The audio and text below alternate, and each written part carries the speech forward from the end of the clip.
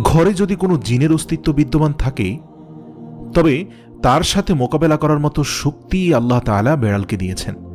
বেড়ালটি জিনের সাথে থাকা নেগেটিভ এনার্জিগুলোকেও শোষণ করে ফেলতে পারে।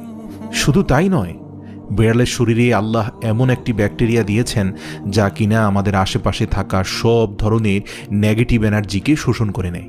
এছাড়াও বিজ্ঞানীরা বলছেন, আমরা যখন রাতে ঘুমাতে যাই তখন ঘরে পুষে রাখা বেড়াল সারা রাত ধরে আমাদের শরীর থেকে নেগেটিভ এনার্জি শোষণ করতে থাকে।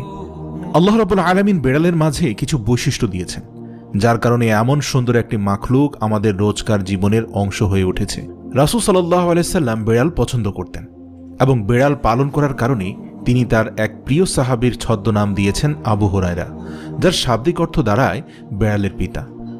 কেন একজন মুসলিমের বেড়াল পালন করা উচিত?